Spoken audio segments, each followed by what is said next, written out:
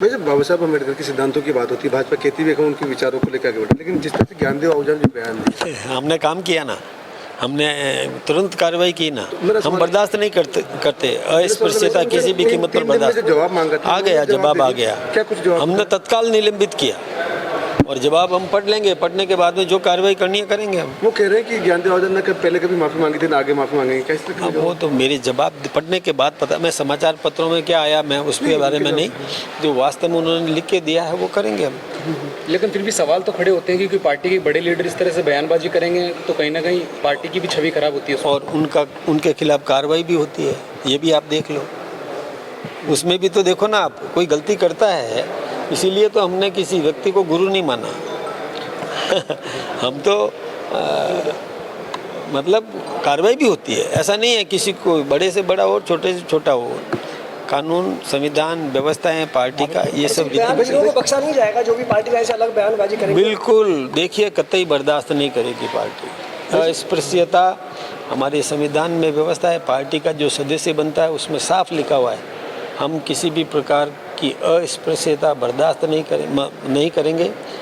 लिंग भेद, भाषा भेद, जाति भेद, धर्म भेद, ये भेदभाव हम नहीं रखेंगे। वैसे पूर्व मुख्यमंत्री अशोक गहलोत आज एक बार फिर दोहराया है, पूर्व मुख्यमंत्री वसुंधरा राजे का जो बयान था उसको लेकर उनका कि राजस्थान में पेयजल की लेते ERCP की जो बात है वो भी, उसका भी धरातल पर कुछ रिजल्ट नहीं आ रहा है। ERCP तो गहलोत साहब भूल जाते हैं कि जादू के डंडे से नहीं आती है धरातल पर। ERCP का काम उन्होंने 5 साल तक लटकाए रखा, कभी गए नहीं। हमारे हिंदुस्तान के जल शक्ति मंत्री बार बार बुलाते रहे कि अपना प्रतिनिधि तो भेजो। ये ERCP की योजना वसुंधरा जी ने तैयार की थी, हमारे वसुंधरा जी की सरकार में तैयार की थी। सरकार चली गई, नई सरकार आई, 5 साल तक कुंडली मार के बैठे रहे, कुछ भी नहीं किया। अपना सेक्रेटरी तक नहीं भेजा। हमारे जल शक्ति मंत्री गजेंद्र सिंह जी शेखावत बार बार बुलाते रहे कि आप आओ, आपका कोई प्रतिनिधि भेजो। उन्होंने प्रतिनिधि तक नहीं भेजा, मीटिंग में नहीं गए, इसलिए कुछ भी नहीं किया। और भजन लाल जी ने आते ही सबसे पहले काम वो किया।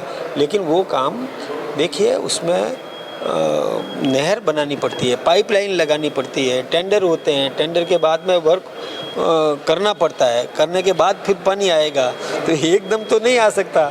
वो तो अपन जानते हैं कि पानी लाने की प्रक्रिया तो भागीरथ को भी लंबा समय लगा था, तो ये तो काम करना ही पड़ेगा। वसुंधरा जी के बयान को किस तरह से आप देखते हैं, क्योंकि उन्होंने जिस तरह देखिए, वसुंधरा जी ने कोई गलत बात नहीं कही थी।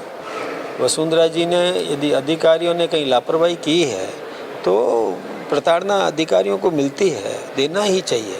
और मैं फिर बोलता हूँ कि किसी भी लापरवाह अधिकारी